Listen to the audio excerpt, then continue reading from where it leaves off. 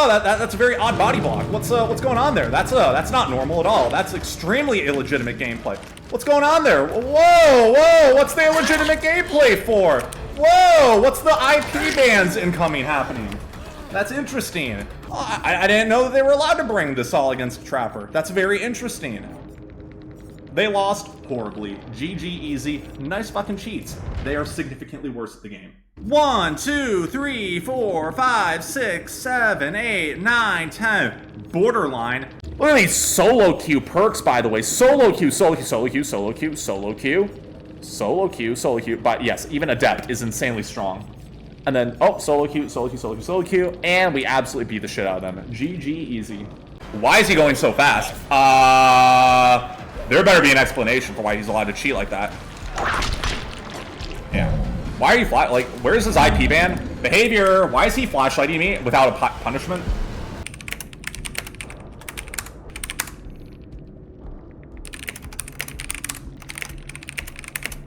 You know, I'm not gonna say I hope they die. I'm not gonna say that. A meaner killer would say that they hope they die horribly. But I'm not going to say that. Don't you just love blatant cheating? How the game auto-aims and cheats me of my deserved kill? God, that's so cool. Better players, by the way, they're literally on comms and they're wall hacking my location as a stealth killer. Teabag's incoming, by the way. Like I said, I am the greatest player alive and they are all subhuman and I hope that their families become homeless. The best player alive for a damn good reason. Wow, would you look at all the cheats they have? Very interesting, very interesting. Fake GGs. Some people would say that they hope their parents die horribly and they watch it with their eyes forced open, but not me. I would never wish that upon them. I'm a nice killer, for example. I would never do that. A mean person would say that. I wouldn't. I just want them put in prison for the rest of their life. Hello everyone, I hope you're all doing well. Yesterday I had the privilege of doing an interview/debate with a streamer that many people consider to be the most toxic and entitled killer player in Dead by Daylight, and his name is Titan of the Mind. I've known about Titan for quite some time now. Over the years, people have sent me lots of clips of him because of my Toxic TTV series, but I never made a video about him because I always felt like he was playing a character, like the things he was saying weren't real, or that he was heavily exaggerating things for the sake of entertainment. But he has stated that he's not doing a character and that he truly does believe the things that he says. So I wanted to investigate and sort of pick his brain a little bit. I reached out in DMs and asked if he would be down for a one-on-one conversation and talk about some things, and that's exactly what this is. We both streamed it, and I think that the conversation actually went pretty well. There's actually a couple things that we agreed on. He made some good points in some areas, and there's also some things that I think are a little goofy still, and we definitely don't agree on. And just for the record, because I'm sure there's people watching this who read the title of the video and are thinking, really, SpooknJukes? Out of all the people you've made videos about, is he really the most toxic? And no, I don't think that he is, but Titan himself insisted that that's what I title this video, and like I said, that's kind of his reputation within the community and other people who have made videos about him, so that's why it's titled that. But I really hope you guys enjoy this debate conversation. Let me know your thoughts in the comments, and if you have anything you'd like to say to Titan or ask him any questions or even debate him, you can find him on Twitch, and he'll do these Discord debates with pretty much anybody. So yeah, there's that. I hope you enjoy, and I'll see you guys in the next video. Welcome in, welcome in. Hello. All right, so I guess I'll just start by saying what prompted me to DM you, because that's how we ended up here. Is I DM'd you and asked if you'd be down to talk. Yeah. So as I told you in DMs, over the last couple years, I would say I've had numerous people DM me or email me clips of you, because I had the Toxic TTV series that I had done for quite a while. And then I saw that other people had made some videos on you, but every time that I saw the clips, I was like, this is a character. It's not even worth making a video because it's so obviously an act. So I don't even think it's worth the time to be like, oh, this guy's so toxic, because that's just my assumption. In what way? Oh, we'll get there. But yeah, then you know I stopped making those videos months ago, and then I kind of just saw you in my recommended the other day, and I was like, Yeah, oh, I've had that happen the past week. Yeah. yeah. I was like, I remember that guy's name. Like, I'm just gonna lurk and just see if he's still at doing his thing, and then it was kind of similar stuff, and then I saw that somebody was in your chat like criticizing you, and you were like, yo, if you don't agree, like hop in Discord with me. And then I had the idea. I was like, oh, okay, so he openly talks to people, debates people, has Yeah, of course. conversations. Yeah. Yeah, all the time. It's just always easier to do shit over voice than it is text because you're always lagging behind all the time. You can't really flush it out as deep. So Yeah, no, I agree. So I thought it would be interesting because if a lot of the things that you believe are true and you really believe them, there's stuff that I disagree on. So I thought it could be fun to just kind of talk about stuff and then also just get your thoughts on some things. I don't know, just thought it could be fun because I think we do have opposing views on certain things. I am also a killer main, so maybe we'll agree on some stuff. But yeah, I guess I jotted some things down here. If you want, we could start with how long have you been playing DBD? Like, when did you start, or like, why did you start playing DBD? July 26, 2022. Came from Evil Dead the game. Okay. Oh, you started with Evil Dead. Okay, interesting. Yeah.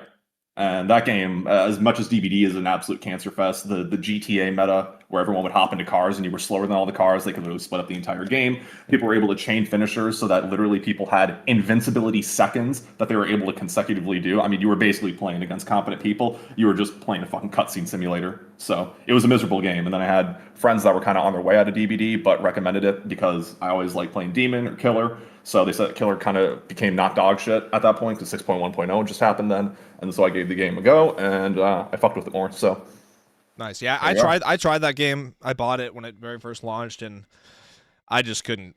I don't know. The gameplay wasn't for me. It's not that it was bad. It just was not for me. So I just played it a little bit and then quit. But yeah, I mean, also people literally were able to infinite because you could just stand at a window vault. If you always had to possess units in order to actually make any progress on it. So people would just stand next to windows and they could just literally infinitely vault it over and over again. You have to spend 10 seconds running on one side, vault at the next, and it would just be chained over and over again. So it was really bad against people with brains. Yeah, don't blame me for quitting then. But yeah, so I guess we'll start with the character thing. So I've seen you say it's not a character, but I've also seen you say that you do play things up a little bit. So like, how much of what you say like during a match, specifically when you're like having a rough match and survivors are bringing meta perks or if they're on comms or whatever, like how much of what you say is like exaggerated versus how much like you truly actually believe? Well, obviously, like shit saying like I hope a nuke gets dropped on their state with me inside of it so that I don't have to live to see this shit isn't literal. I hope I don't die in a nuclear explosion alongside them to avoid getting DS'd again. That's not literal for people that are curious on that. Some people think it is, but it isn't. But in some capacity, obviously, I understand that. Originally, the point of the stream was literally just because I had friends that never used Steam, and we'd always hop on League, so I just used it as a way for people to hit me up, so I could go hop over there. But obviously, as the stream has turned into at least something, you understand that you still have an audience to retain, that there is some level of entertainment, and there is no enjoyment that viewers are obviously going to get when I'm just saying like, wow, super fun, DS, again, wow, another Death Hard, wow, another Unbreakable, wow, another Fast Track, wow, another BMP, wow, another balance landing, blood rush, like shit like that. Wow, another map iron. Wow, another hook separation. Wow, another pre-running. Like obviously that's going to get very tedious and no one's going to want to watch it. So you obviously play it up there, but the underlying sentiment is always there and legitimate. If you were to explain it in a most calm and collected manner, you're able to kind of hash this out on exactly why you think the things you do, but you play it up into a level at which, you make it entertaining for people. In the same way, like I said, like, wow, I want to get fucking nuked, in the same way, it's not me wanting to die. It's me just saying how miserable something is. So it's a way that it obviously entertains the viewers of the stream. And I'm assuming that goes for when you say that you want survivors to die too. Like I'm assuming you don't actually wish that they died. No, not literally. No, like die. Like literally, like in game, like just die. I mean, no, okay. I don't think I would bet on people. Like one of them was I saw the thing yesterday where just like died. Just like. Well, yeah, because I mean, you see that so much that fucking match. Yeah, I mean, I've heard you say things like, I hope that I hope that these guys' parents die and they have to watch with their eyes forced open. Fuck yeah, those were some fucking cheaters. Yeah, it was awesome. Yeah, they were a TikTok duo. that was blatantly cheating on their TikTok, and they uploaded one where they were editing out all the clips of them literally instantly healing like 8 times in a row the entire match, and they still got 3K because they weren't familiar with their software. So like, yeah, that's super easy. Like those people are scum of the earth, like actual garbage, flat out. I don't know if that was the same match. Maybe it was. I'll have to go back and watch it. It might have been. I don't know. It was the one where they called me like a pedophile or something, you know, on the edited. I mean, I don't think it was that one. I don't remember them calling you anything like that, but would have been maybe. Anytime that you wish that they die or their parents die or their families become homeless and stuff, you're just kind of... Oh, the homeless bit. Oh, that's funny. I actually enjoy that quite a bit. Well, no, I'm not saying you're not cracking a joke, but like, you know, that's exaggerating, right? Like you wouldn't actually want their family to be homeless over DBD, I would assume. No, just them. No, their parents are fine. Like they are not though. But that's a joke. Yes, obviously. I'm not saying that, like, all right, guys, it's time for your mortgage payments to fucking default and to be kicked out onto the streets. Send their ass over to Skid Row and Kensington Avenue and best of luck. No. Not in a literal sense. It's obviously a way of expressing my distaste and disdain for them as individuals and players in DBD. Again, that's part of anything. You think that's a character, sure, but then I guess you have to do that for any semblance of hyperbole or any level of playing that up that you would ever do ever. No, and I get that. And I just... I don't know. I've always had the mindset of like, even if you are playing it up, or even if it's just like coming from a place of like being mad in the moment, I've never understood getting that mad over a game to the point where like you bring up IRL stuff again, even if you don't necessarily mean it, and then 20 minutes later you cool down, you're like, yeah, I don't actually wish that person was dead. I've just never quite understood the, I guess, feeling that visceral of a reaction to, because believe me, I rage. I've slammed my desk. I've thrown shit. I've DC'd a lot of shit where I rage playing this game or playing any game. Honestly, I play a lot of Souls games too, which make me rage. But I just never understood the like, I wish harm on them in real life, like getting to that point, I guess.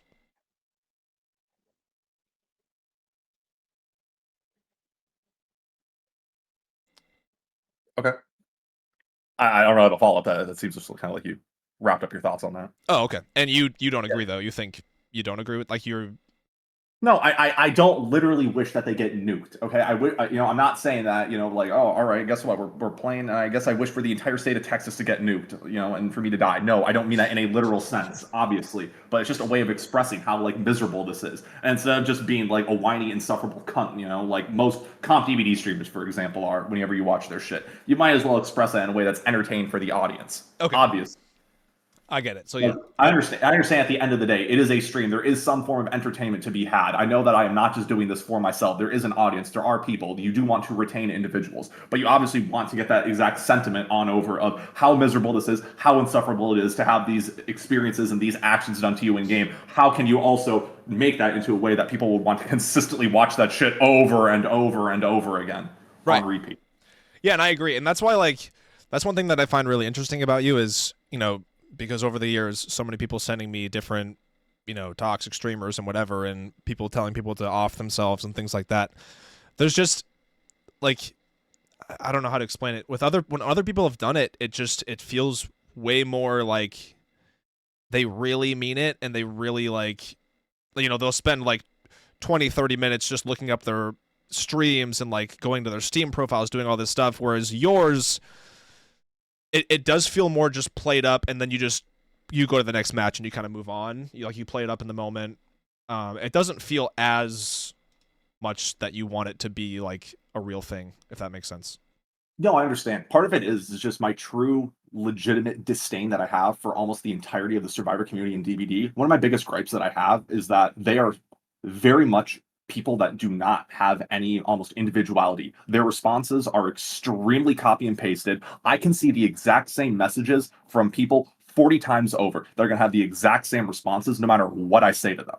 So there is no instances of I am dealing with a person as much as I'm just dealing with a fucking line of text. If you respond to this, it is guaranteed that they're going to be responding in this manner. So I don't really view them as people a lot of times. I mean, I view them in just the sense of this, they're online, but they're basically the same person over and over, just coming to the stream all over again. If they're first time chatter, it's like, I've dealt with this exact person that's going to have this exact same response dozens and dozens of times previously. So I don't care that much about them. if that makes sense. They're not worth the time. No, I see what you're saying. I feel like I don't know if that's so much a DBD thing as it is like an internet or like just kind of a trendy thing where I don't know if it's like you have a lot of Survivor players who, you know, watch certain DBD creators or watch comp scenes, and then they kind of just mimic their actions, and then they end up mimicking each other when they're playing with each other, and it just kind of is a chain reaction. I think the same thing you could probably argue happens on the killer side. If there's people who watch a lot of killer mains, like, and then they hear the stuff they complain about or see the builds that they run, and then they go play killer and they run the same builds that those killer mains run, and then they say the same things when they lose or when they win. It's kind of just like, I don't know, you kind of see that in the sphere of any gaming community or whatever, you know. It might just be an algorithm thing, but I really don't know what you mean by that when you reference killers. Like, you might see an Otz Darva build that's going to be copied, but it's not like Otz is like, yo guys, watch this insane blight floor slowdown double speed streak that I got. It's like, hey, I'm going to run turn back the clock, or hey, I found a way to make fucking Disillusion a meta perk on Dracula or whatever. It's like you're copying these builds that aren't exactly meta, and they're not really having, I guess, a degenerative effect on people's games. I don't think it's comparable. You might have people that are going to be taking bits and pieces of people's builds, but it's not to one I'd say that it absolutely degrades match quality in the same way that a lot of Survivor builds do, or in terms of just like the sentiments that Survivor community likes to perpetuate that actively takes away from DBD discussion. I mean, there's a few examples. Like back when I was like super known for playing Basement Bubba, and that was like my thing. You know, a lot of people would emulate what I was doing in playing Basement Bubba, and you could argue on the Survivor side, playing against Basement Bubba is super unfun and uninteractive because the Bubba just sits there and camps the hook, and then if they fall for it, then everybody just dies and gets camped. And then, you know, that's just one example of, you know... I actually know exactly what you mean. The difference that I would say, though, is that obviously there is a level of irony where, you know, you have people just posting the fucking Gigabubba emote over and over again, and you have an ironic understanding of, like, obviously this isn't the most correct way to play the game. And people on the killer side are not saying, like, wow, this is great gameplay, this is so fucking cool, look at this high-level gameplay right here, I'm gonna stare at them the entire time, and maybe I might smack them on hook. Wow, what gameplay. No killer is unironically saying that. But what you will get from the Survivor community is people that are saying, like, yeah, I do need decisive strike. Yeah, I do need the ability to literally jump into a locker and just stare you down for 40 seconds over and over again. I do need the ability to just have all these fucking perks absolutely untouched for an entirety. I do need to talk about how Ghoul fucking killed my entire family and burned down my village for the 80th time this past week. And you have people that just keep following up on that shit over and over again. Like, the amount of gaslighting that the Survivors do is nowhere even near what killers do. Killers always have sort of a tongue-in-cheek thing with how they discuss the game for shit like Basement Bubba, but Survivors are still, you go on shit like the DBD Rage subreddit, are going to keep screeching about, like, oh my god, tunneling is the worst it's ever been, even though Survivors keep just getting more and more base kit buffs year over year, you know, as a way to just keep, I don't know, deflecting for the fact they're shit at the game. And it's a sentiment that just keeps festering over and over again. I don't think it's comparable, in all honesty. Yeah, I think we can pivot a little bit because I think this is a good time to maybe shift into like DBD balance and stuff. So, like, what is your definitive opinion on DBD balance, metas, stuff like that, just kind of in a nutshell? Relative to the skill of the player base at the time, the only time that you could say, and when I'm factoring in killer, I'm referring to either the median or mean strength of the killer role.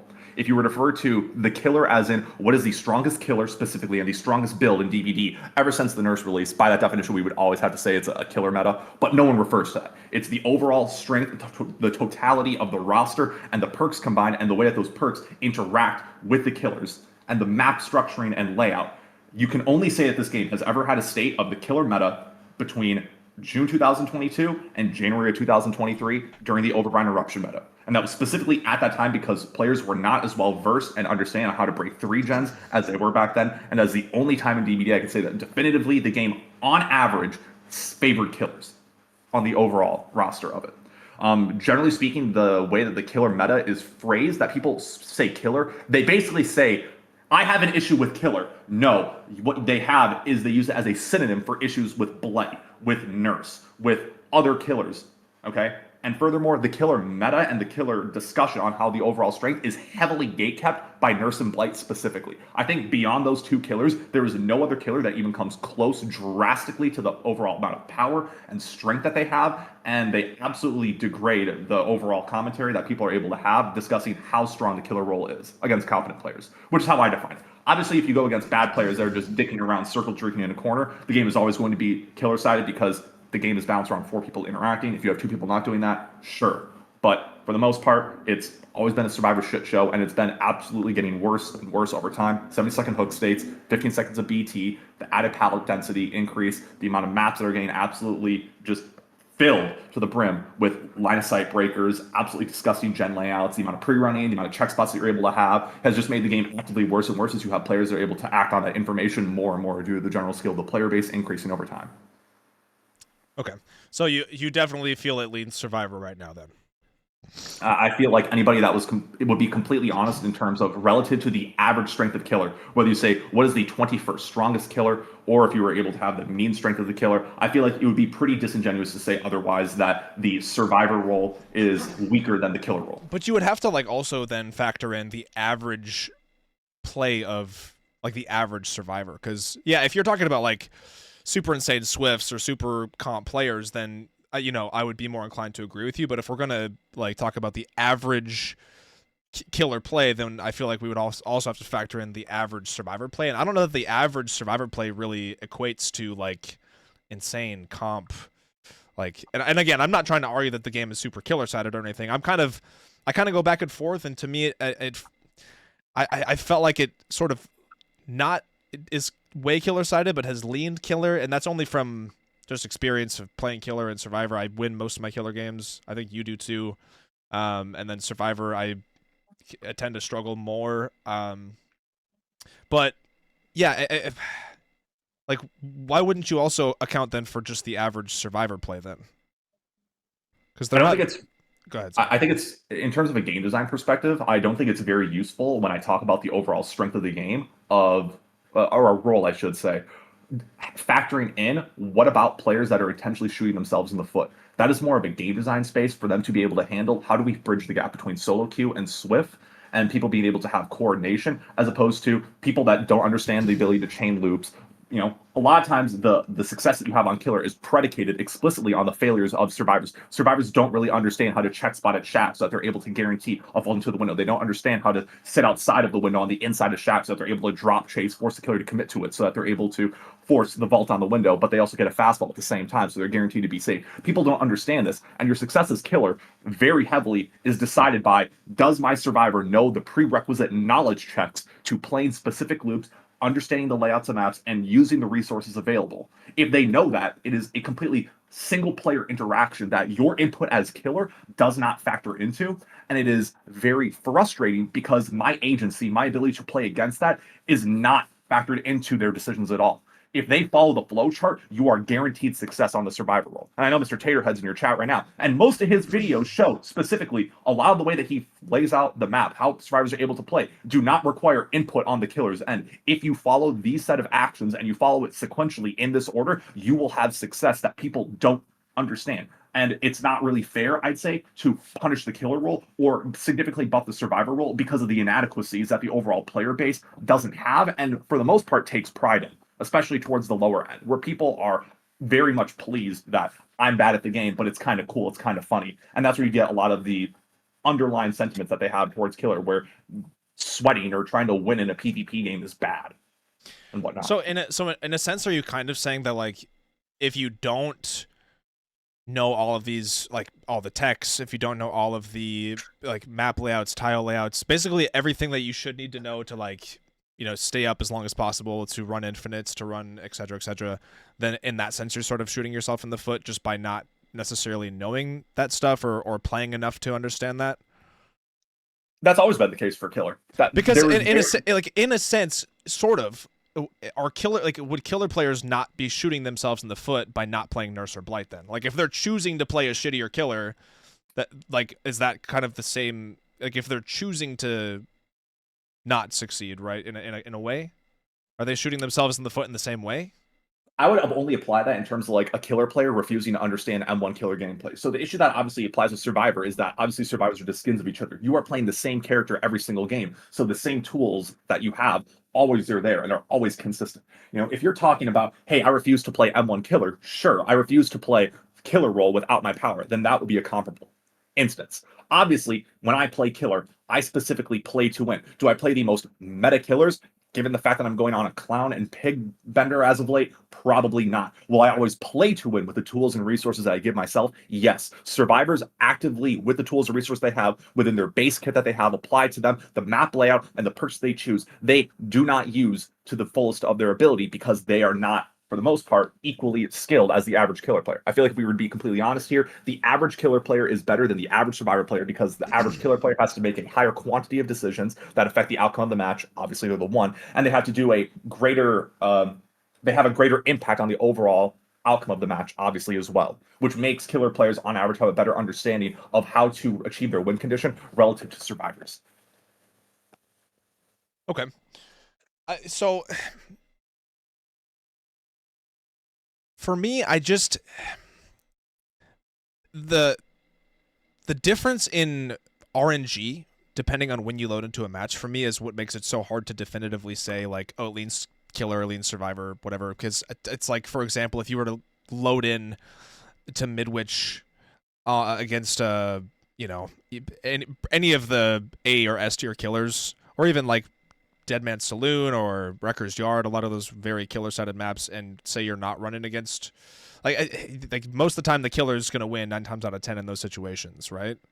And no, then, I don't think so. I think specifically, I think for Midwich, the biggest thing that makes that map quote unquote killer sided is people having a lack of communication. As people understand the layout of Midwich, the ability for you to pre-run, the ability for multiple exceptionally strong quote unquote filler palettes, a multitude of god palettes, and the ability to have some absolutely degenerate gen setups that you're able to go against the killer. Yeah, as people over time have been able to play the map out more and more, I feel like more people have started to understand specifically for Midwich that this isn't exactly a killer-sided map. It goes back into my original point of how success on killer is predicated on the inadequacies of survivor. You have instances where it's just survivors don't have any fucking idea where the gens are, but I don't have control over that. There's no outcome or inputs that I can do on killer that can change the fact that a survivor is running around for 40 seconds not knowing where a gen is. I mean, shit, if you're doing half a generator's worth of time running around aimlessly like a headless chicken, I can't do anything about that. That's literally a you problem at that point. well, they did. Speaking of just RNG, they did some of the god palettes on that map, and many maps actually are RNG now. Like sometimes the god palettes that are near the stairs, like they just won't even spawn. It's totally random, and I don't even remember them saying specifically that they changed that, but it's just something I've noticed as I've played. That it's the pallet density. It's the pallet density update that they fucked with the 2v8. That just, yeah, I know that directly happened to Midwich. I know it's not a part of the 2v8, but yeah, when they did that, they fucked up a lot of maps. And I know Midwich is one of the very, very few that there can be a documented instance of like, hey, this thing doesn't directly benefit Survivor. So I'll tell you why, for me specifically, and this isn't to like necessarily counter any of the points you're making, because I think you are making some good points. The reason that I have a hard time just saying that the game is Survivor-sided is mostly based on personal experience. Just because I'm a killer main. I also play on controller.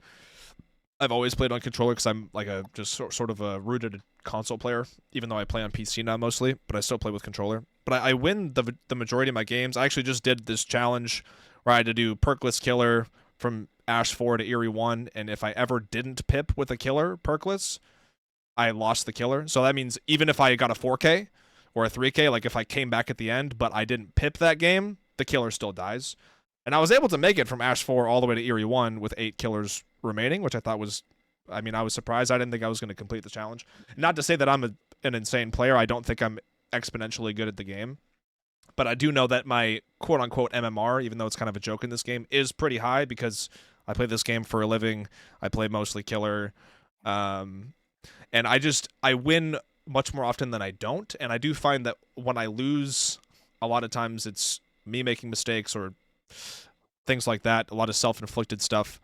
And then the other reason is just because, like, to me, if the game was as survivor-sided as you or maybe some people say it is, I don't know why it would be so hard for, like, a really competent 4-man Swift to get together and just basically never lose a game ever. But that's just never happened. Like the highest win streak with, I think it was Hens and his Swift, the most amount of wins they could get in a row is like 240 or 260 something, and then they ended up losing. And then Tofu has gone on a bunch of attempts trying to do a Swift streak with him. They do like clock callouts. I mean, they're bringing shoulder the burden, they're bringing everything, and these streaks always end up losing. And most of the time, they lose to killers that aren't even the S tiers. Like they've lost to Onryos, they've lost to Onis, they've lost to Trappers. And I'm just kind of like, man, I don't know why. Like a super competent, 40,000 hour Swift can't just go on 1,000, kind of like Momo's doing the whatever 2,000 blight streak or whatever. I don't know why a super competent Swift wouldn't be able to just do that with every S tier perk, with comms, thousands of hours of experience and clock callouts. Like, why do you think they struggle? Because they go against people that are of comparable scale at a certain threshold. Obviously, if you're going to have, well, a lot of times they change the definition of their win. So obviously they have a 3 or 4 man out. So you can have instances, especially with using Trapper, for example, they lock down a hook guarantee. They can get a basement hook off of that and they get 1 kill. And from that, all you have to do is just secure 1 more kill. Even though the match ends up with a draw and a 2K, they classify that as a loss, even though for all intents and purposes, a 2K is a draw on that. You obviously, when you have killers like Oreo or you have Oni, you have instances of people that are, I'm going to be honest, it's probably not just a Prestige 3 Onryo. Okay. So there are probably people that are, one, you have killers that are much more dedicated to killer play than I'd say survivors are to survivor play, which means they have a much more specialty in terms of understanding and mastering their killer. And then you have killers like Oni that obviously can absolutely snowball out of control. And also, I wouldn't be putting Oni anywhere near Onryo in terms of viability. I mean, Oni is absolutely able to snowball and absolutely decimate them. I mean, that'd be one reason. And for another reason, relative to killer, because I know people throw that as a counter argument, obviously when you have instances of very good players like Momo, I feel like I can confidently say he's probably like one of the 5 best killers in North America. But it's not just that he's playing arguably the best killer in the game with arguably the best build that you possibly can do because it's unrestricted. But in tandem, you have to factor in who of all 5 players in the match has a better understanding of the map layout. It's probably Momo. Who has a better understanding of the micro? Probably Momo. Who has an understanding of how to play against M1 killer but he's not able to use power? Probably Momo. Who has a better understanding of how to play every single tile specifically? Probably Momo. Who has a better understanding of how to hold a 3-gem? Probably Momo. Like, all these little factors that we'd use to define skill when you play the killer side are all congregated in one individual that probably has an advantage over all the survivors in every single aspect of the game while using the best build possible. And that happens multiple times where killers, because of the nature of it being a 1v4, are able to multiplicatively stack those advantages and the game knowledge that they have and the micro advantages that they have in terms of mastering their killer that they can then affect in the game, which leads to them getting several hundreds into thousands of win streaks that survivors just don't have the option to because they run into players that are able to match that more frequently. That's why. And I think that you make a really good point. But I just think that because of the consistency of which... Because I just feel like with there being more survivor players, and especially like nowadays, there's a lot of seems like good Swifts that are trying to streak and stuff like that. It's just, I find it interesting that more survivors are losing their streaks more often than killers are. If the game is, I mean, I don't know. Like. Again, we're talking about, like a super good Oni, a super good Onryo having a great understanding, but we're also talking about insane survivor players here, like Hens and his Swift, or Tofu and his Swift. These are people who do comp tournaments. These are people with, again, over 10,000 hours apiece. It's like they are beyond, like way beyond competent. So I just am like, to me, I feel like if the game was way survivor-sided, then it should, in a sense, be kind of a cakewalk. Well, they also intentionally nerf themselves multiple times over. So obviously, I don't know if they put any perk restrictions that they have on if they carry on from comp rules, but I know for a fact that they don't allow themselves to have any duplicate instances of perks being ran. They don't allow any items to be brought if they're going to be doing that, or they have instances where you have to, I get to take a med kit out of a chest and I get to bring that into the next match, where obviously if they're allowed to bring completely unrestricted full BMP toolboxes, that's going to change, but they intentionally shoot themselves in the foot that killer streakers do not. Yeah, I don't understand that. Actually, that's a good point. And I've always wondered why, like if a Swift really wanted to go on like a record-breaking streak, I don't know why they wouldn't just run the same exact, like all have DS Unbreakable, resilience, shoulder the burden or some shit. Like I don't know. That's their choice. But also when you have 4-man Swifts that obviously there's a level of time and dedication that they have to where they're not able to be as efficient as the killer player. Yeah. When you're playing killer, obviously it's just you and the killer. You're able to be in sync as much as you want to be because you don't have to rely on anyone else. You're not based on a time commitment, so that's able to hurt your ability to gel with your teammates as well as you can on the killer. And that's just part of like that. All of this works back into the notion that I have, and I feel like it's a truism for this game is that killer players on average are better than survivor players, even at the highest level, and it manifests that way in the game. Like I said, just the multitude of ways that you're able to quantify a level of skill being able to be put on the killer relative to survivor. It's just on average the killer player is just going to be better. So you're going to have more instances where killer players are going to get several hundreds into several thousands. And then survivors shoot themselves in the foot and they're not able to build up a level of cohesion that the killer player is, obviously because they're the one individual. That's why. That's all. Yeah, that's fair. To me, the one thing I've always said is like, if I don't know, if I win the majority of my killer games and the majority of killer mains that I see win the majority of their killer games, and then on Survivor, I've tried to do a swift streak with some of my mods. We're fucking potatoes compared to comp survivors. Like, I can be pretty good with Survivor, and then I can also just be total ass. It depends, but I'm nowhere near comp or anything. But it just always feels like to me, the killer success rate is higher. And I'm not totally arguing that the game leads killer, but if I'm speaking from personal experience and what I witness, it's hard for me to say, yeah, the game is survivor-sided if I have like a rough match or I get shit on, rather than sort of point to like, well, I just didn't play as good as the survivors did. So again, it's not necessarily that I'm saying the game is killer-sided, it's saying that I have a hard time saying that it's the opposite when I just experience more killer success, if that makes sense.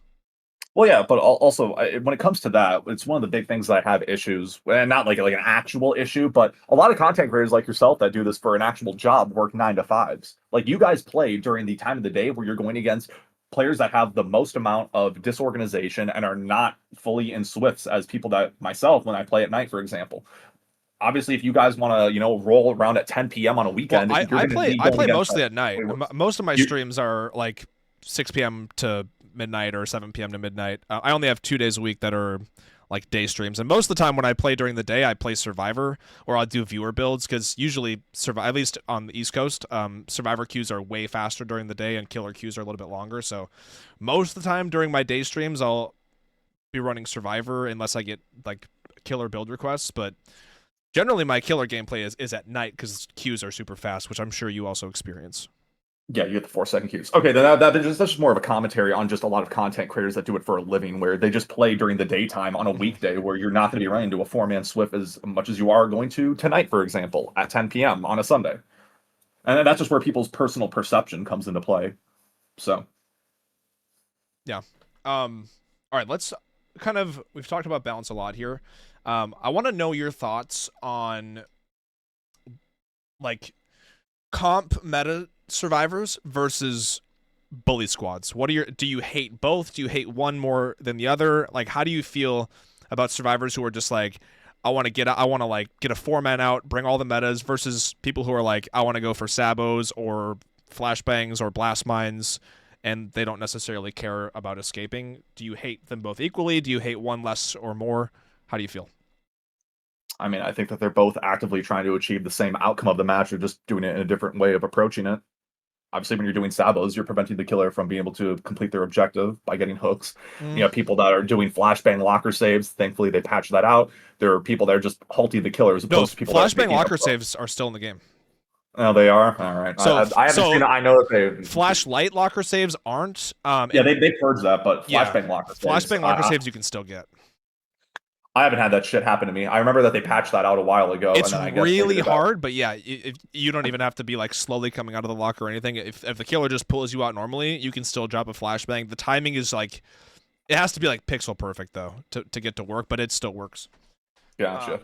But the reason I ask is because like, there's some other content creators that I squad up with sometimes, and basically we just like try to get blast mines, head-ons, just goof around, and we're not trying to like escape. 9 times out of 10 we just die, but we're just going for stuns and going for silly plays, and a lot of the time the killers love it and they're like laughing in the endgame chat because we die anyway. But I just didn't know how you felt, because a lot of people consider that bullying, which I think is silly, and I didn't know if you considered that to be bullying when people like don't necessarily care as much about the objective or winning the game. They care more about just like goofing around trying to get stuns and things like that. I don't think I literally had that happen to me ever. And like I said, I think I just What? view it as people that no. Like people just going for head-ons and blast mines and shit? You've never had that happen? Well, I mean, Blast Mine and Head On are just both individually good perks in DBD. So, I mean, like, do I run into Blast Mine?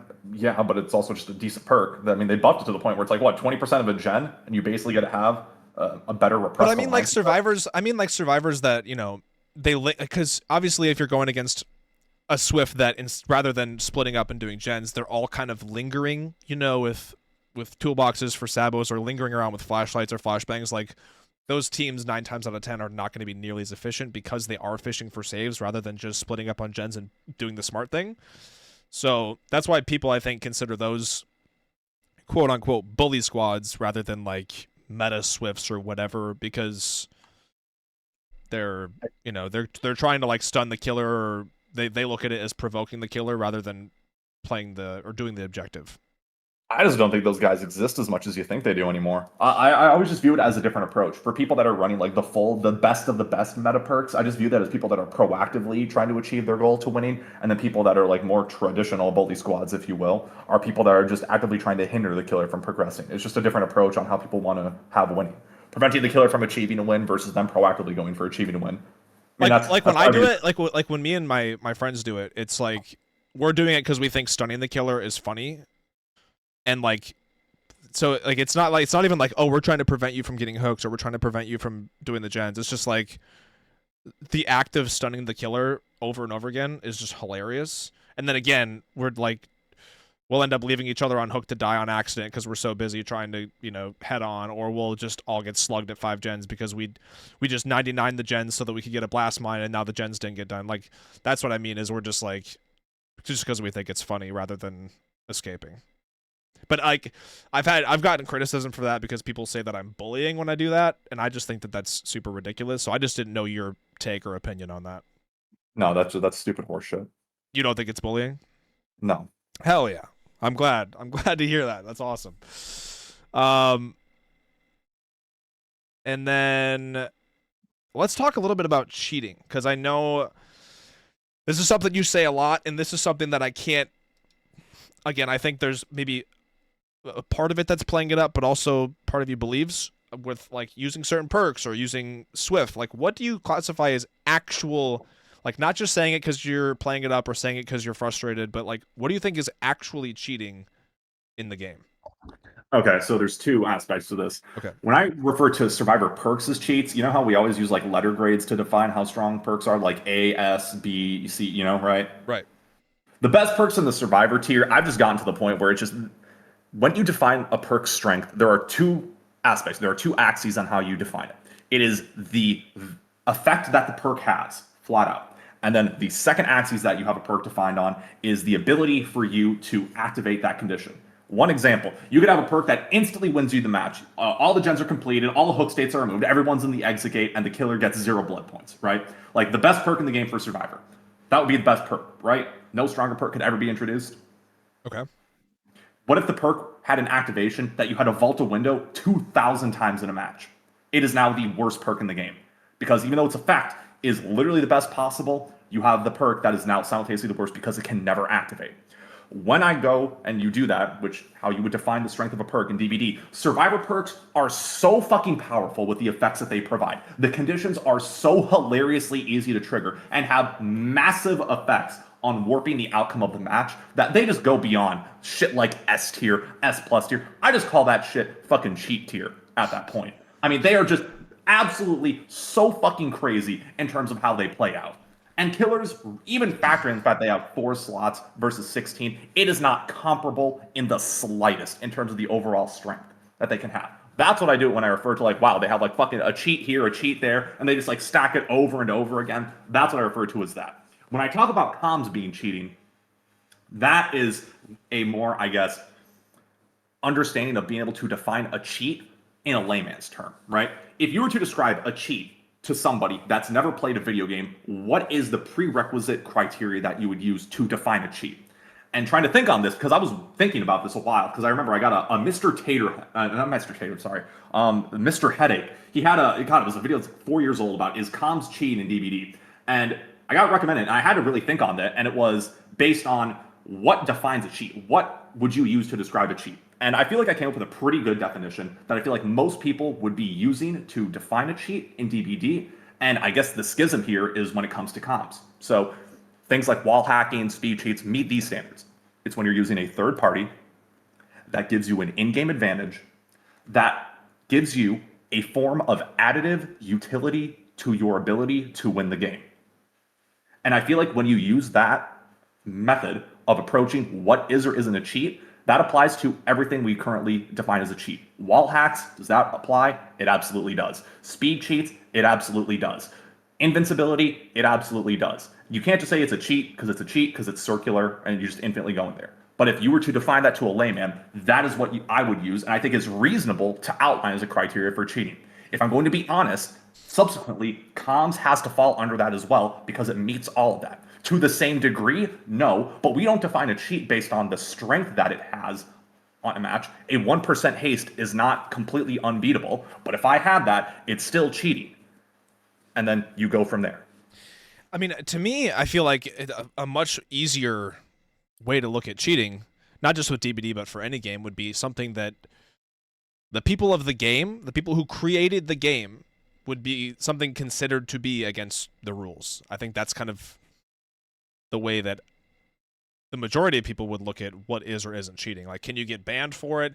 Did the people who created it? Because if you didn't create the game, if it's not your product, if you didn't make it, then how do you get to decide whether something is or isn't against the rules if you didn't make the rules to begin with? It's like if I were to play Monopoly and I was like, oh, I can just say you fucking charging me rent over here is cheating because, you know, whatever. It's like, no, that's not, that doesn't say in the fucking rules you can't charge me rent over there at the railroad. Like, what are you talking about? Like, what is that? So I don't totally. And also the other thing with comms is, like, it's been around since basically the inception of online gaming, like Xbox party chats. Like, I mean, it's, you can't, playing with your friends and not talking to them is like, what's even the point? So to me, yeah, does it give you an advantage? For sure. Like, just the same way that it does in every video game ever, every multiplayer video game ever created.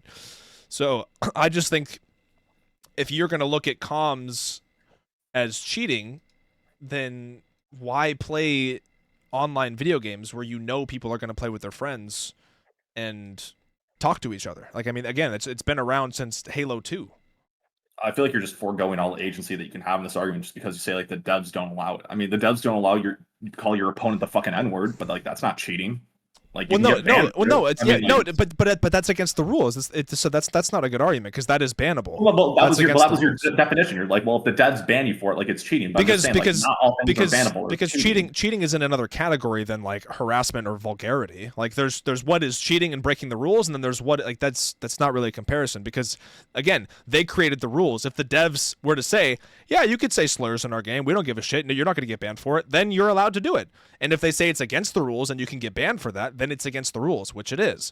But again, it's two separate categories. You have harassment or whatever, and then you have cheating, and then you have unsportsmanlike, and then you have griefing. There's different categories in terms of reporting and rules go. So if the devs say something is not gameplay-wise cheating or against the rules, then it's not cheating or against the rules. And the devs... Yeah, but I'm just saying, for you to take that to its logical conclusion, now you have to say stream sniping isn't cheating, which I don't...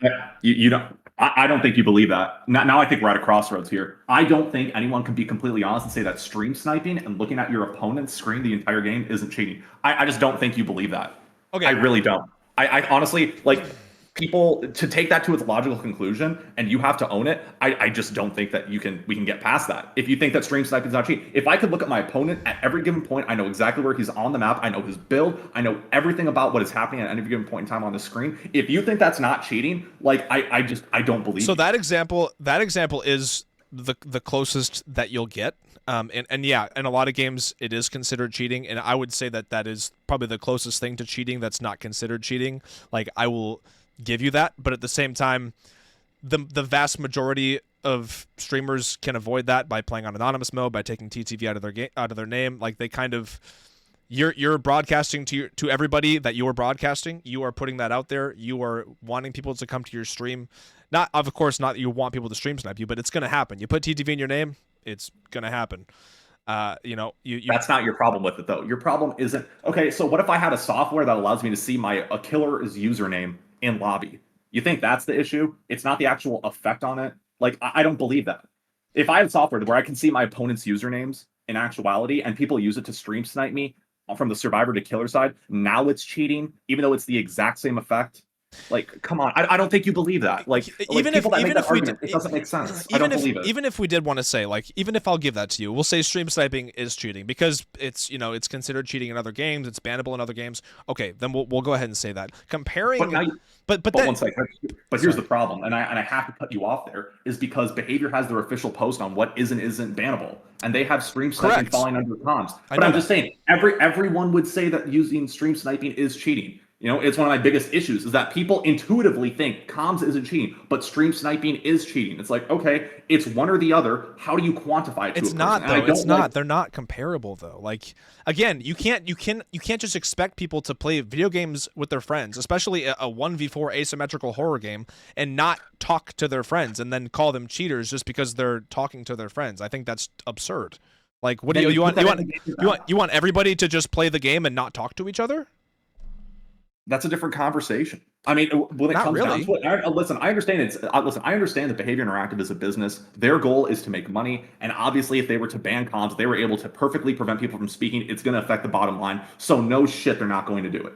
But if you're going to be multiplayer game ever honest about it, would do that. Like I feel like if people were just completely honest about like, is it cheating or not? Like, yeah, they would have to fall on the sword, be like, okay, yeah, it is. Can I do anything about it? No, but it's mostly I just wish people were honest about it. We're just like, yeah, I mean, I was cheating, big fucking deal.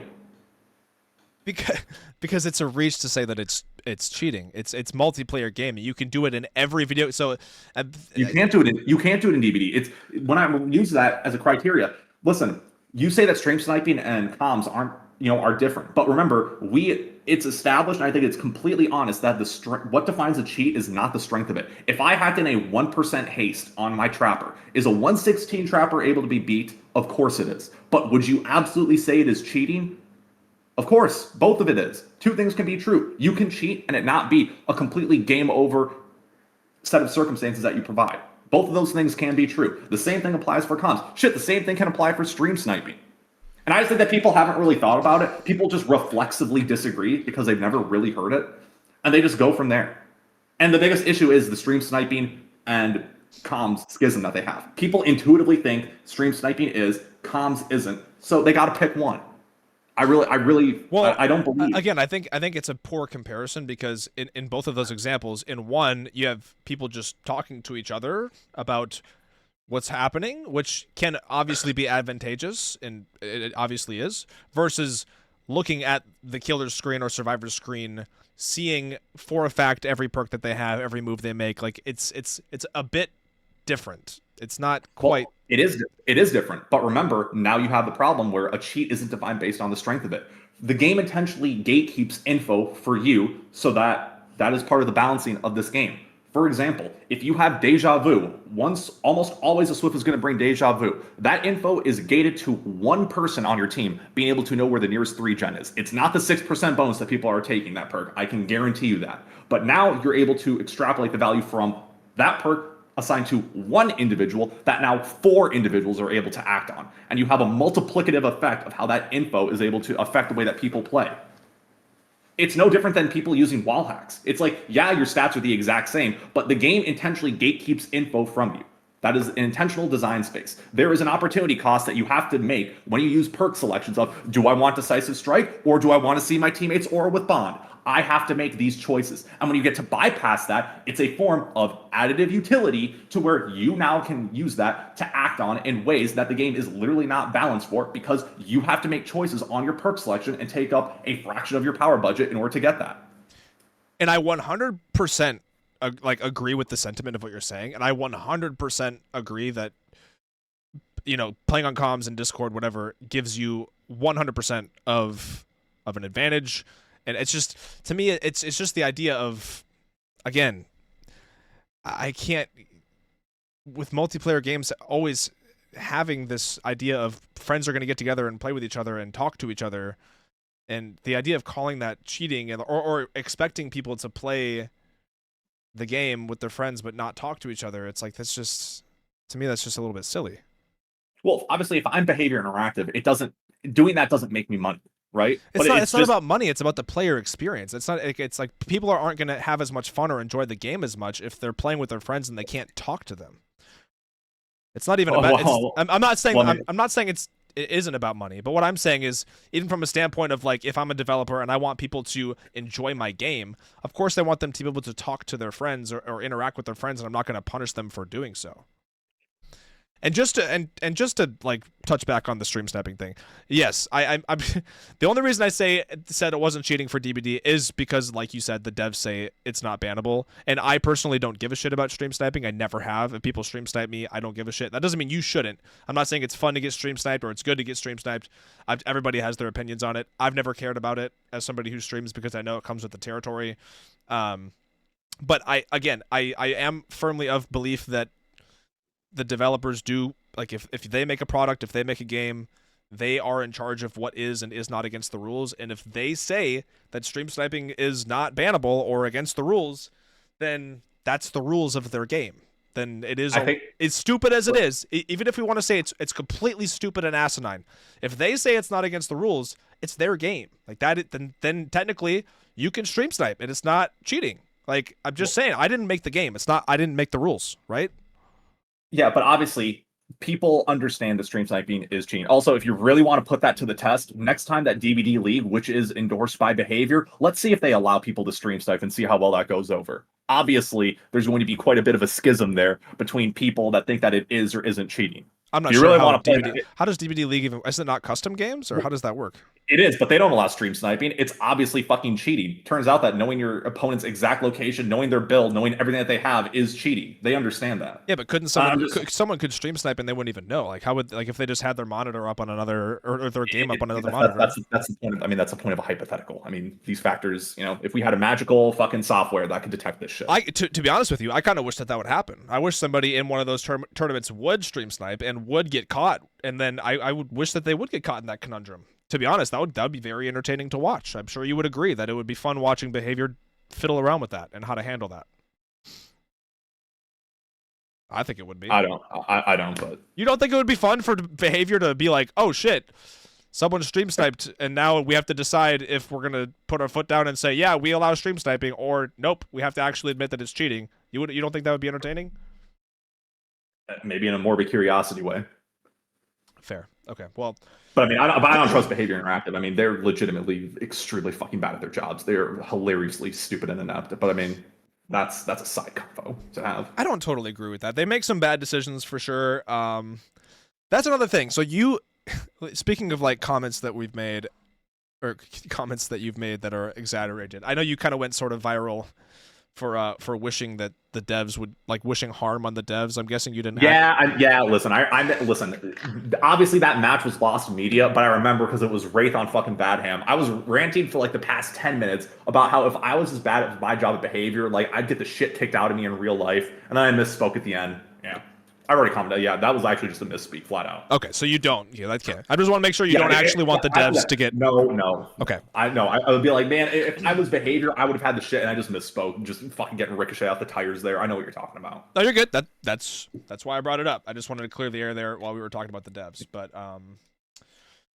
so yeah, I don't think we're probably gonna see eye to eye on the comms thing. I think it's honestly just a matter of opinion there. I mean, I don't have a problem with it, but I know that you think it's cheating. I just don't know. I just don't know what the solution is, like, as far as comms go. Because again, I would just wouldn't want to. Because like when I play with other people, like I said, when I play with some of my friends who play DBD, or when I play with my friends when I'm playing Rocket League or playing whatever games we're playing, like, it's fun to talk to your friends, and it would just really suck to have that removed because it's cheating, you know? I mean, obviously, I understand where you're coming from. Listen, I apply the standard to all games, but it is especially pronounced in DBD because this game, more than Rocket League, more than almost any other PvP game, is very heavily tied to information being gatekept from you on the survivor side.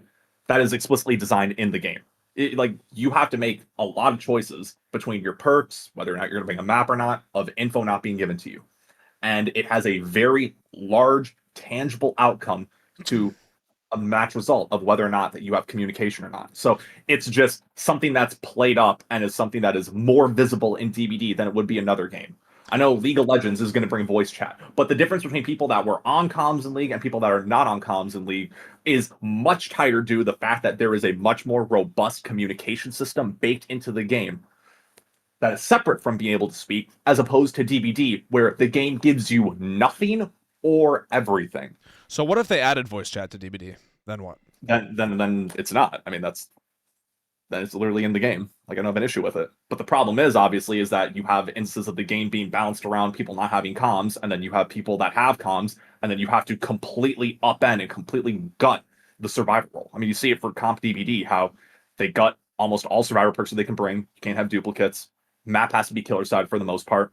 They have to have all their items completely stripped. If that, they're allowed to bring brown items. No offerings are allowed, not offerings. No add-ons are allowed to be brought. No offerings can be brought on top of that, and they have to change the definition of a win, because even some killers at that point, it's just like, all right, well, I guess a 1 kill and 5 hook stages, I guess, means that you beat the person with 1 kill and 4 hook stages, because we know sure as shit Clown ain't getting a 4K anytime soon.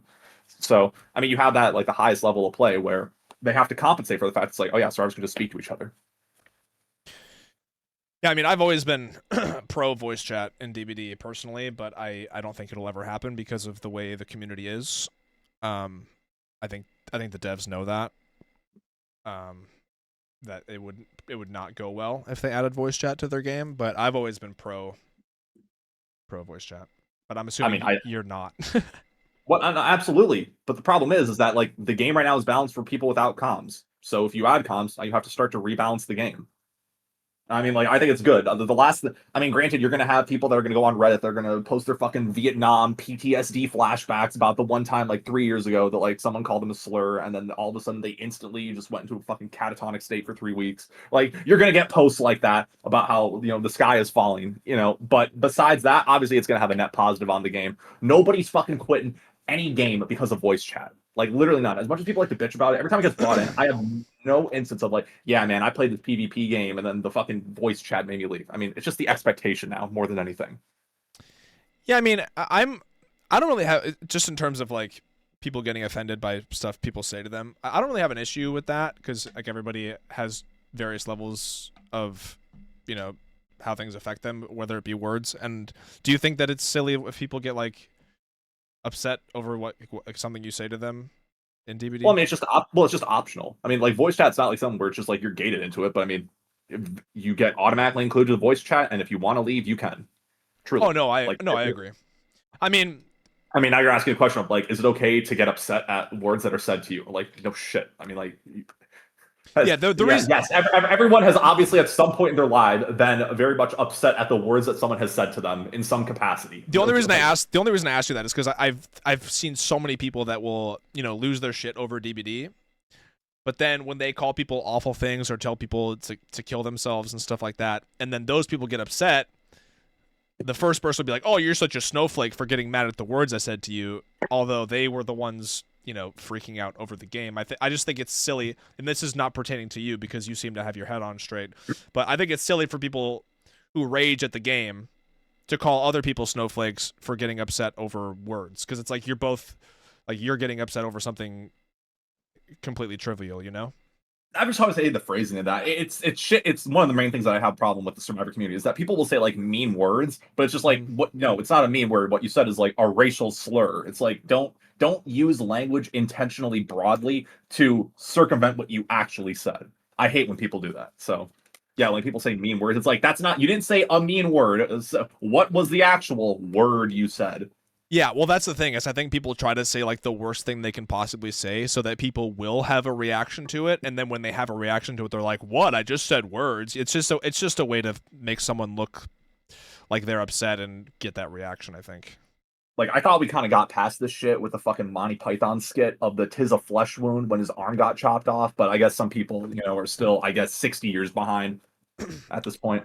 One other positive thing that I wanted to bring up, and I don't know if you saw that I mentioned it before that I called you, but there's a lot of people in the DBD community who I shouldn't say a lot because it's probably not. It's probably a loud minority, but who get mad about, when behavior talks about gay characters or pride flags and stuff like that. And I saw you make a comment that was like, these people are fucking stupid because horror has been very gay for a long time. And I just thought that was awesome because I don't know how these idiots don't realize that. Like, I don't know why they play DBD in the first place if they hate gay people or hate, to me, I thought that was stupid. So I just thought that was cool that you said that. Yeah, contrary to what some people think, like I'm an extremely left-leaning person politically, probably more left-leaning than you are even. So yeah, I'm pretty left-leaning. We might be right around the same, but yeah, no, I mean that did surprise me because again, I never like big assumptions, but a lot of the people that have been over the top or again, yours I could tell is like more exaggerated. You have like rooted beliefs and things, and then you have these exaggerated moments for entertainment purposes, rather than a lot of the people I've covered are just straight up miserable, just mean-spirited people. And I don't know, I could just tell the difference, I guess. But yeah, there's just a lot of there's just some mean-spirited people out there that really just want to they lose in the game and they just want to like try to make the other person feel like complete shit or tell them to die, or I don't know. They spend a lot of time outside the game messing with them, and I just think that's really silly. There's even hacker groups that do that, where they make like Discord servers and they will just like harass the same people over and over again because they don't like them, and it's just silly. Oh yeah, I had that happen. That's why I'm on Epic now. Yeah, people got my cloud ID on Steam, so they kept getting themselves in my match last summer. So not surprised. I don't even know you were on Epic. Damn. Yeah, well, yeah, it's if I ever see a person without a globe icon in game, I instantly dodge lobby because they're almost always cheaters. So yeah, so you think that homophobic people playing DBD is incredibly fucking stupid? I have no idea. Like, I mean, the TCM, listen, Texas Chainsaw Massacre was literally an allegory on the fucking meat industry back in the early 70s. And I guess it's been lost on people for media literacy, but they can go off, Queen. Like I said, the Nightmare on Elm Street 2 might be the gayest movie ever without, yeah, actual that's the clip that I showed. That's the clip that I showed. Like, it's the gayest fucking movie of all time. It just is. Like, I don't understand how people miss that, but, people just aren't literate anymore, but that's their problem. Well, yeah, and then there was a lot of people who freaked out when they brought in there was the one rift that had like, Huntress wearing like fucking like, what is that called where you're like fucking BDSM or whatever the fuck, is that what it's called? The sexual shit where you like to be punished. What the fuck do you call that shit? I think like humiliation shit. I don't know, but they were mad about it, even though Pinhead's in the game and shit like that. You know what I mean? Oh yeah, Pinhead's BDSM is Pinhead. Yeah. That's what it is, BDSM. Yeah. So people were like, oh my god, what is this gay shit being added to DBD? And it's like, you realize Pinhead's like already in the game, right? What was there? I was gonna say something else. So getting back to just the game. So you never green isn't fun. Let's get back to contention. Yeah, fuck you. So do you ever play Survivor, or do you just like, nah, fuck that shit? Yeah, I actually uploaded my my standard Survivor build of absolutely bodying the show. My solo queue teammates. You got to run if you're running the proper Titan build. You got to run Appraisal, Plunder's Instinct, Pharmacy, and Ace in the Hole. Get a med kit and gift your killer med kits. Oh, I see. So it's win over the killer. See, You're not doing that. Like, you're not just a bad player, but a bad person too. So yeah, I mean, I had fucking Botany, DS, Deja Vu, and then Self-Preservation. That person got fucking killed, rightfully so. Finesse, Resilience, Hope, Dead Hard, IP banned them. And then we had fucking Blast Mine, Chemical Trap, Dead Hard, Iron Will, and they had a double heal med kit, permaban.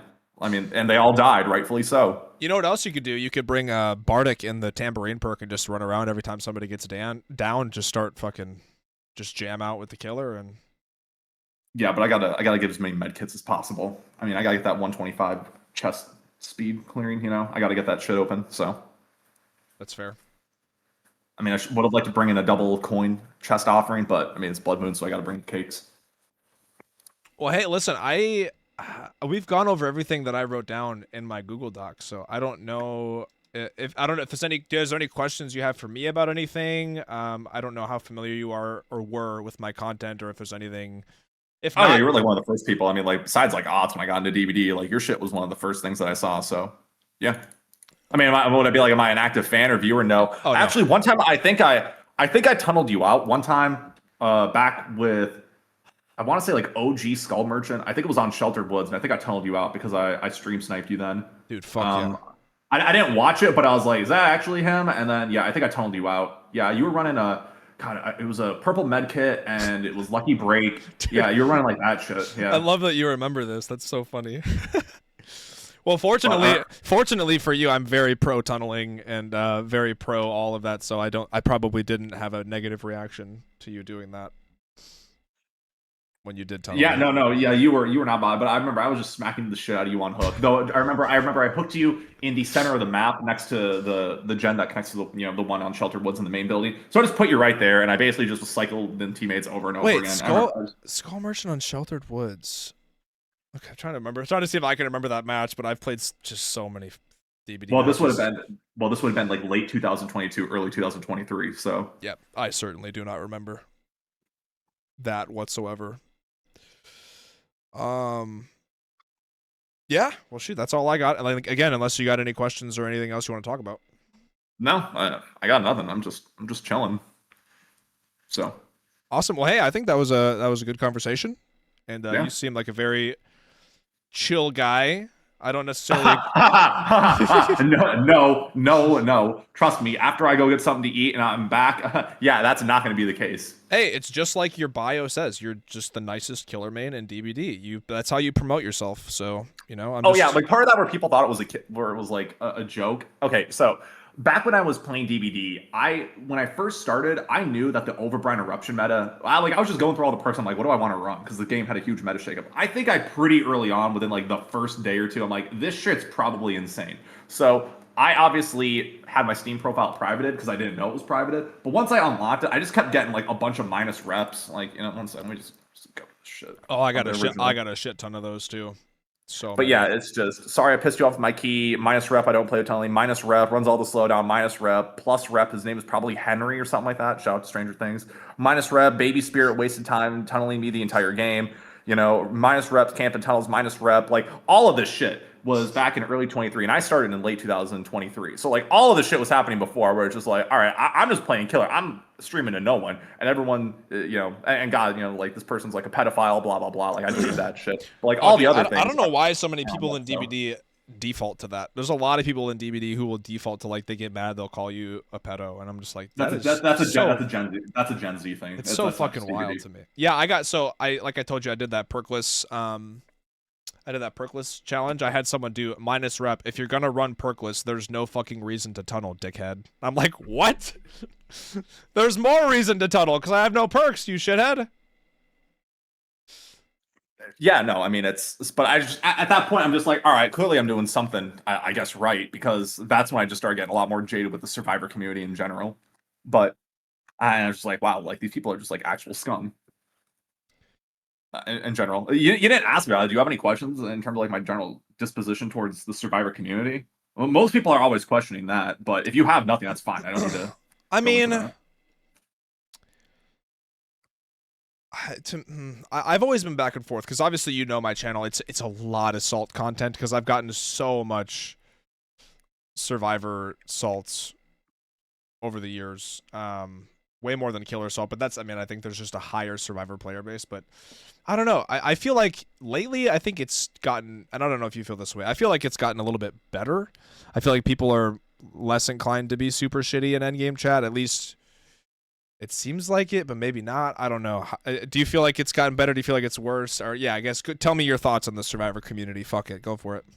I think survivors have understood the new GG is their new way of saying kill yourself.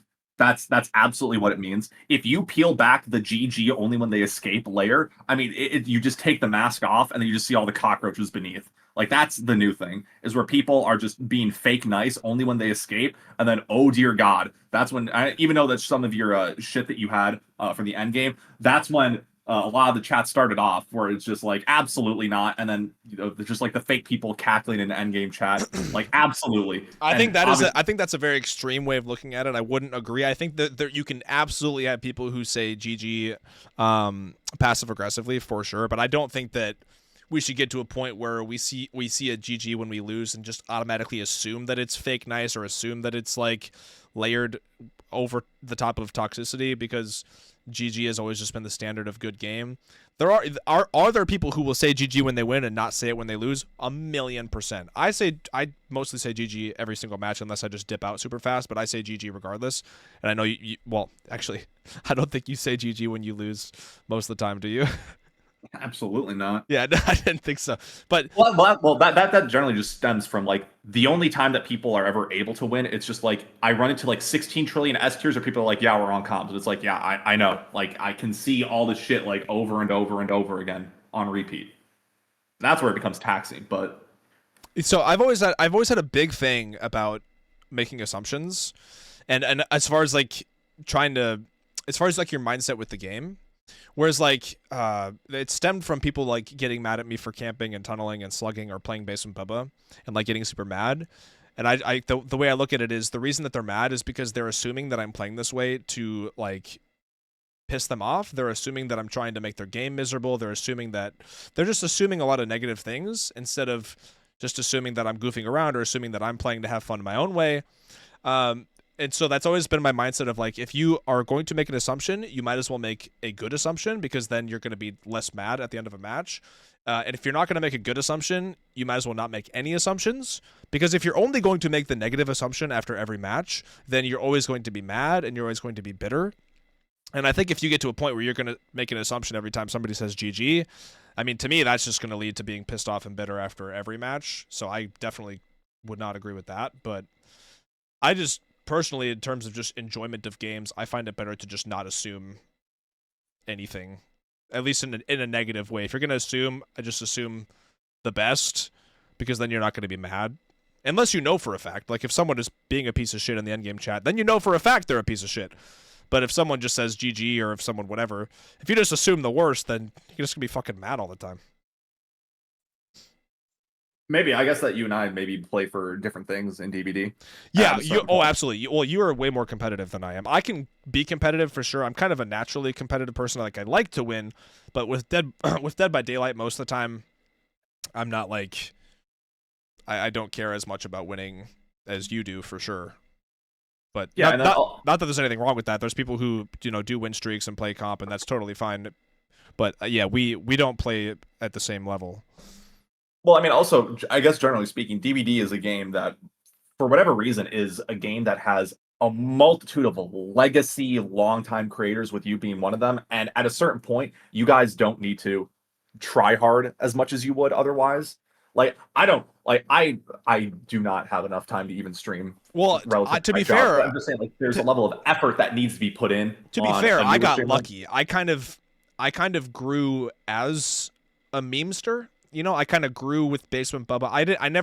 I was never the guy known for being good at the game. I was never the guy known for winning lots of games. So I've never had to, I'll still do hard challenges because I think to some degree it's kind of fun because I have a lot of console players that watch me. And I think it's fun for average players to watch an average player like me attempt difficult challenges, because I'm not super good. I play on controller. I make a lot of mistakes. I whiff a lot. Even when there's not auto aim, I whiff a lot. Like, welcome to the club, brother. Hell yeah, I got a whiff counter in my stream. Me too. It's in the thousands. But so I think that's sort of, yeah, I've just never been known for being somebody that wins a lot. And the only tournaments I've ever done have been charity tournaments, like for fun. Like it's not comp. I'll never do a comp tournament because it's just not my place. It's not my thing. So yeah, I just got lucky in that sense. I've never had to be the guy to try to win all the time. And if I had, not a lot of people would watch me because I'm I'm just not that guy.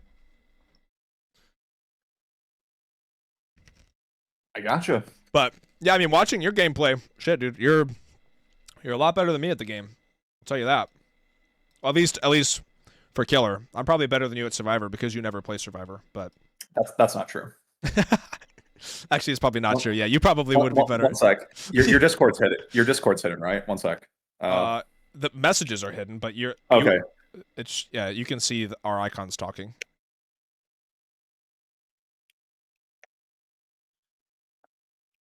All right. Yeah. Check it real quick. Just a little piece of info that one of the big engagements on my stream. Just a bit of info that might help you.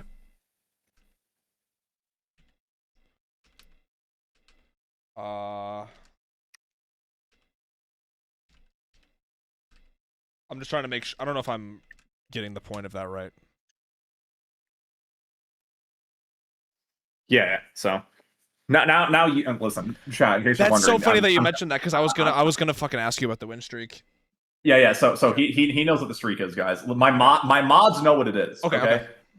So it's not just like a me thing, but like it's a legitimate streak. Okay, like it's not a fake streak. And if people try to beat my streak, they would lose their fucking shit. Okay, it is not something that is an easy thing to do. Okay, like it is legitimate. Okay, but is it dude, now the reason why, in case you're wondering why I put the streak on, is basically it was meant to.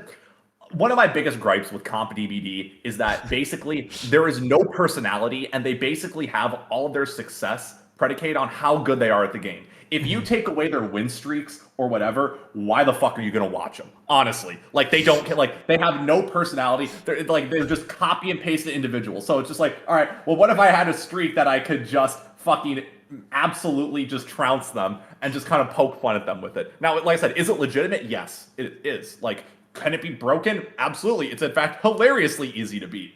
But it's definitely a way to kind of like poke fun at them. Like they will always have the smallest streak. Momo's going for 2,000 on his blight streak today, and guess what? It's not even halfway there to mine, and it never will be. So like he can just live in my fucking shadow. I'm so happy that I know the lore of that now. That's awesome. Yeah. So that's why. And I always call it a streak because everyone thinks it's a win streak. And part of it is that survivors lose their fucking minds. If they ever escape, they're like, listen, man, I know we just absolutely got fucking 7 staged in a 1K against your pig. Time to reset the streak, buddy, because they all think it's a win streak. Yeah, and I always keep it. That's hilarious. Yeah. I meant to tell you this because I don't think I've told you this. I actually have a character on stream that's sort of inspired by you. Yeah. So I when I do builds, people can redeem either Toxic Nia or Toxic Trapper, and it's basically just I put up a PNG of the survivor themselves. I turn my cam off, and then I use a voice changer, and then I just like super over the top entitled survivor or super over the top entitled killer. And the part that's sort of inspired by you that I started doing a while back is when I play Toxic Trapper, I put a streak at the bottom, and it's like over like 1 million, like just fucking. I basically just hit a bunch of fucking numbers until it's like 1 million something, and then I do that for a match, and that was sort of inspired by your streak. So thank you for that, dude. Like literally every Nia's top. What do you mean? Like you're gonna pretend to be a toxic Nia? Like I have a toxicity tier list. Like Nia is so far and above the most toxic survivor. It's not even real. It's not even comparable. Nia is my biggest. I hate Nia more than anything. She's my biggest weakness. I don't know, she's awful. I can't stand her. Nia's got the bullet first. I don't know. I can smell her through the screen. She's just. Okay, one last thing that I'll mention, just because I meant to ask this earlier. So when it comes to actual win streaks, like let's just say Momos and stuff like that, do you actually think that a 2K should not end the streak? Because I think it should. They say it does. Yeah, the way that they define it is that if all the gens are completed and a survivor escapes. Yeah. But it sounded like you didn't think a 2K should end a win streak. I mean, based on like their own definition of it. I mean, I just think that the outcome of a match is decided by how many kills you get. You know, if you get a 3 or 4K, killer wins. 2K is a draw. 1 or 0, survivors win. Right. But I think a draw should end a streak because winning over and over and over and over and over, that's a streak. If you have a draw in there, that technically ends the streak, right? Sure. I mean, I guess. Yeah. Like you said, it kind of depends on your own definition. I don't really care about that much. Yeah. I mean, for the purposes of what comp players define as their streak and their streak of Discord or whatever, it doesn't matter. If 2 people escape anyways, then they lose automatically. So. Gotcha. Whoa, whoops. All right, well, shit. I think that's all I got for you. I don't have anything else written down, again, unless you had any questions, but I think that's about it. No. think that was a good conversation. I think it was nice talking to you. Yeah, you too. Are you gonna keep streaming? Fuck no. I'm gonna go Five Guys. I gotta get a burger. Oh, dude, fuck yeah. I like Five Guys. I just think they're a little overpriced, but they are delicious. Dude, anyone? Okay, you make too much money to say shit like that. Come on, like, Okay, don't listen, even. Come on. I will go to Like, Five swear to Guys. God. I will go to Five Guys with my son, and him and I would just get like burgers and a milkshake, and it's like fucking $50. I'm like, are you joking? For Okay, two yeah, do people you want- for two people to eat there? That's insane. Listen, or fine, go to McDonald's and go get your fucking pig slop instead. And No, you're gonna be like, wow, I'm not this saying it's inedible not shit worth. is so much I'm better. not saying it's not worth it. It's so good. It's delicious. I'm just like, damn, it's just a little fucking pricey, is all. Okay, if it's $50, like that's just straight up a skill issue. Well, like I don't know what you're getting. Listen, I get a double bacon. Listen, here's the order: double bacon burger, right? No cheese, fuck the cheese. Pickles, extra raw onions, grilled onions, A1 barbecue, regular fry, large drink. That's like $21. How the fuck you get it up to 50? No idea. That's a skill okay, issue. like I said, we get. I mean, part of the reason we go is because my son loves the milkshake, so we get milkshakes too. Obviously, that jacks it up too, and whatever. So I think it's the milkshakes probably that take it over the top. Anyways, enjoy your Five Guys. Thank you for accepting and taking the time. Yeah, like I said, yeah. You're actually a very pleasant individual. So Yeah. People think like it's a character, but like, listen, obviously, I'm a competitive individual. Like, for people, like I used to be like Challenger League player. I did a bunch of elo boosting back in high school and early college. So like, I'm from competitive backgrounds for all games I play. Like, I'm very much in Pokemon TCG card game. Like, I'm always been competitive in the games that I play. Right. So it's just when I'm not playing, like I feel like people are pretty normal because people have always had to speak about like, oh, do I play characters? Like, I don't know. Tell everyone that I just fucking hop in the Discord with me. Like yeah, I'm pretty normal, I'd like to say. However, when I get into the game, yes, like that's when it start timing to, saying how you missed a clip yesterday that I thought you were gonna have where I said that like Behavior Interactive needs to like do a fucking ISIS style execution on a Meg plushie to like show survivors. Like that's what I was like, this is how much Survivor needs to be fucking killed, okay? Like they just need to like show Meg and just like Meg Thomas is now dead. Boom. The end. That's how much Survivor needs to be killed. Like, they need to do that. Like, obviously. So. No, I didn't see that one. I probably would have used it. I might have to go find that one. You ever seen like the Barney's about to meet his maker video? Nope, but I'll have to look at. Send it to me in Discord. I'll check it out. All right. Yeah. It was inspired by like this. One sec. Here you go. Like, yeah. Oh, I have seen this. Yes. Oh my God. It's basically like, yeah, they need to do a style of video like that, but they had like a plushie of Meg instead. Like, they need to do that. It's like how much Survivor needs to be fucking killed. Like, gotcha. Yes, that's the point. I thought that one. Like, yeah. So, I mean, yes. Is it obviously hyperbole? Yes. Do I like legitimately have like a lot of issues with Survivors? Yes. I think, God, one of my issues is that Survivors talk so much like conservatives. It's fucking unreal. I can't handle it. They talk like anti-vaxxers when they talk about the game. It's so fucking infuriating. They're just like, oh, dude, like I used a perk, and it's just like, dude, you fucking like they talk like DS, where it's just like they can 7-second stun the killer from the locker grab animation to the stun that connects over into the fucking god pal. It's like, oh man, like I just used a perk. We already went over this how like people say like mean words, It's like, yeah, you're intentionally being broad with your language. I fucking hate that shit. I hate it so much. They legitimately drive me up the wall because they all talk like a bunch of 8-year-olds, and they take pride. Like they're legitimately like an anti-intellectual sect of this community. Like they take pride in being like hilariously stupid on purpose. It's not ironic. I'm glad that we at least we also agree on conservatives too. At least we have that in common as well. So, dude, I have wanted like a PBS show where like we have the fucking SWAT teams like break into their houses and just like give them the fucking vaccine. Like I want SEAL Team 6 night vision, first person perspective. I will like start rounding up, fucking Jim Bob 67-year-old type of shit where it's just like, all right. And it's the most anticlimactic shit ever. Like you hype it up for like the first 29 minutes of the episode and then you just like put the vaccine in and it's like, oh, like that was it? Like, yeah. And then it just cuts to black. Okay. Like that type of shit. Yeah. So, yeah. Oh shit. Well, thank you again for the chat. Thank you for the laughs. And I hope you have a fantastic rest of your Sunday and enjoy your Five Guys. Maybe we'll chat again in the future. Yes. See you around. Later. All right. Bye.